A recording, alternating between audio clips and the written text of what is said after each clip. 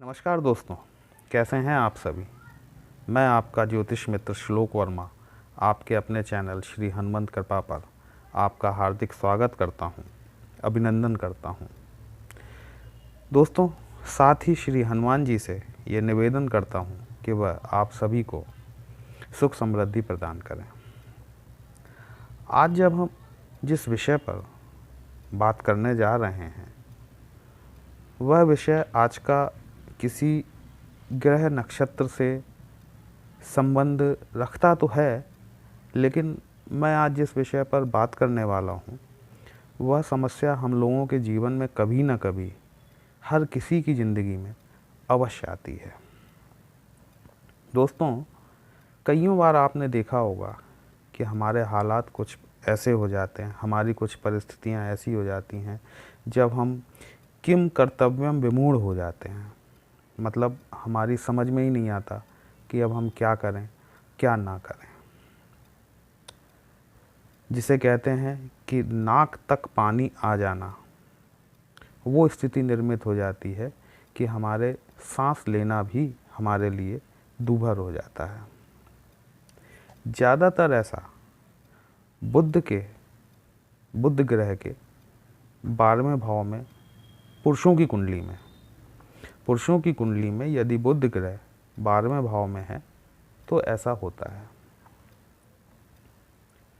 ये बुध ग्रह 12वां भाव आपको भी पता है कि त्रिक भावों की गिनती में आता है, और यहाँ बुध ग्रह बड़ा विपरीत परिणाम देते हैं अगर वह विपरीत राजयोग का निर्माण नहीं कर रहे हैं तो।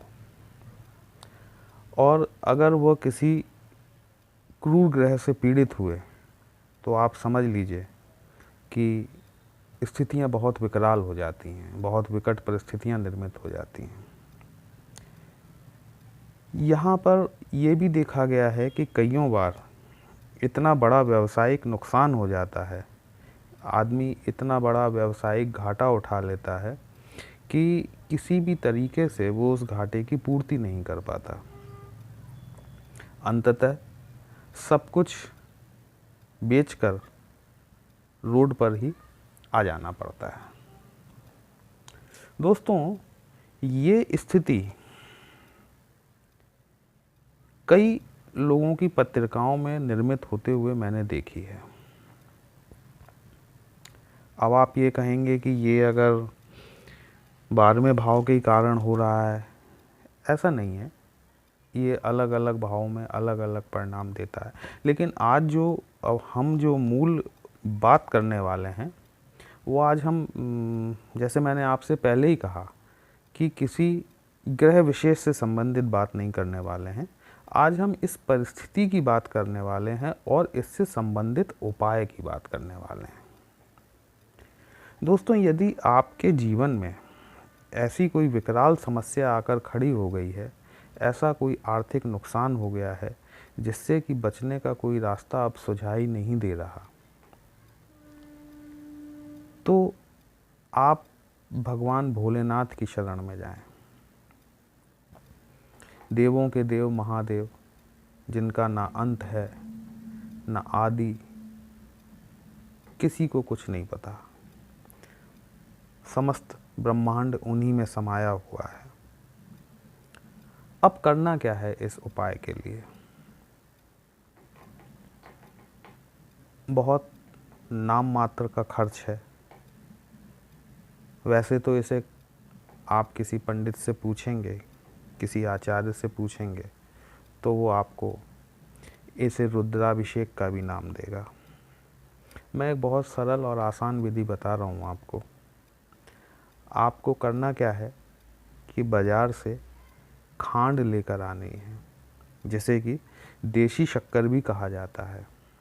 एक शक्कर वो होती है शुगर, जो वाइट कलर की होती है और क्रिस्टल्स होते हैं जिसमें, और एक देशी खांड होती है जो आप बाज़ार में मांगेंगे तो बूरा नाम से भी मिलती है। अगर आप दुकानदार से शक्कर का बूरा कहेंगे तो वो आपको उपलब्ध करा देगा। आपको ये बूरा लेना है, आपको थोड़ा सा शहद लेना है, आपको थोड़ा सा दूध लेना है, और साथ ही थोड़ा सा घी लेना है। ये सारा सामान आपने ले लिया। इसके बाद में 1 लोटा आपको जल लेना है। लोटा अगर तांबे का हो तो अति उत्तम। शुक्ल पक्ष के सोमवार से आप 7 सोमवार पूरी श्रद्धा और विश्वास के साथ ये कीजिए। मेरा ये कथन है कि आपका ये जो प्रयास आप करेंगे ये निष्फल नहीं जाएगा। भगवान भोलेनाथ बहुत ही भोले हैं और सबकी सुनते हैं। आप सोमवार की प्रातः नहा धोकर स्नान करके अपने आसपास के कहीं शिव मंदिर में जाएं जहाँ पे शिवलिंग हो।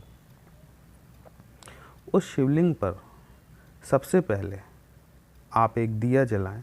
घी का दिया जलाएं तो ज़्यादा अच्छा होगा, अन्यथा आप तिल या मूंगफली के तेल का भी दिया जला सकते हैं। आप दिया जलाएं। इसके पश्चात भगवान भोलेनाथ को सबसे पहले आप जो बूरा ले गए हैं, जो देशी खांड ले गए हैं, उससे आप श्री भोलेनाथ जी को अच्छे तरीके से मलें। शिवलिंग के ऊपर अच्छे तरीके से उनको मलें। इसके पश्चात आप उन्हें घी से स्नान कराएं।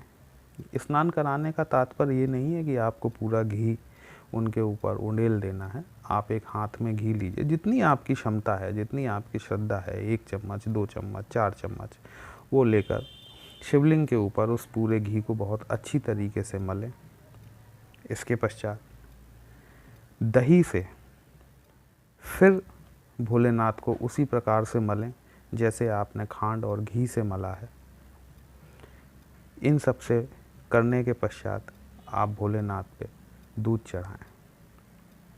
दूध चढ़ाने के बाद में आप श्री भोलेनाथ पे जो घर से जो आप एक लोटे में जल ले गए हैं, वो उससे भोलेनाथ जी को स्नान कराएं। स्नान कराने के बाद में आप जलहरी जो है उसे साफ़ कर लीजिए, अगरबत्ती जलाएं, धूप दीप करें और भोलेनाथ के मंत्र का जाप करें। जो मंत्र आपको आता है, मैं आपसे कह रहा हूँ कि भोलेनाथ का जो मंत्र आपको आता है, मेरी अगाध श्रद्धा है, मैं आपसे कह रहा हूँ कि आपको जो मंत्र भी आता है, ओम नमः शिवाय आता है, जो भी मंत्र भोलेनाथ का आपको आता है, कुछ नहीं आता तो शिव जी का नाम लेकर जाप करें। 10 मिनट, 5 मिनट, 15 मिनट, 20 मिनट, जितनी देर आप बैठ सकते हैं, श्री भोलेनाथ से अपनी कथा कहें, अपनी व्यथा कहें, विनम्र निवेदन करें कि प्रभु इस संकट में उलझ गया हूँ, इस संकट से मुझे पार लगाएं। आप पूरे श्रद्धा और विश्वास के साथ ऐसा करेंगे 7 सोमवार तक, तो आप ये मान लीजिए कि तीसरे सोमवार से आपको परिवर्तन होता हुआ दिखाई देने लगेगा। देखिए, परिस्थितियां हैं, एकदम तो नहीं बदल जाएंगी, लेकिन हाँ, उनमें कुछ अंतर आता हुआ आपको अवश्य दिखाई देगा। तो दोस्तों, मेरा आपसे निवेदन है कि एक बार इस उपाय को आप अपने जीवन में, जब भी कोई ऐसी विकट समस्या फंस जाए जिसका कोई आपके पास में तोड़ ना हो, कोई हल ना हो, कोई समाधान ना निकल पा रहा हो, तब एक बार इस उपाय को आप अवश्य करें। आप देखेंगे कि भगवान भोलेनाथ आप पर अवश्य कृपा करेंगे। देखिए, इसमें कुछ जो चीज़ें हैं वह ग्रहों से भी संबंधित हैं, जैसे दूध हो गया, खांड हो गई, शहद हो गया, घी हो गया, है ना। ये सारी चीज़ें भी आपके जो ग्रह आपको परेशान करने वाले हैं उनसे ही संबंधित हैं, और इन चीज़ों को आप श्री भोलेनाथ को जब अर्पित करते हैं तो ये आप एक तरीके का दान कर देते हैं। इसका एस्ट्रोलॉजिकल रीज़न ये है, जो आप कर रहे हैं, इसका एस्ट्रोलॉजिकल रीज़न ये है कि आप इन चीज़ों को भगवान भोलेनाथ को दान कर दे रहे हैं, और जब भगवान भोलेनाथ प्रसन्न होते हैं तो आपकी समस्याओं का समाधान करते हैं। दोस्तों, आपको आज का हमारा उपाय कैसा लगा? अगर अच्छा लगा हो तो अपने इस चैनल को लाइक, शेयर और सब्सक्राइब अवश्य करें। अगर आप हमसे अपना कुंडली विश्लेषण करवाना चाहते हैं तो हमारे दिए गए व्हाट्सएप नंबर पे आप कांटेक्ट कर सकते हैं।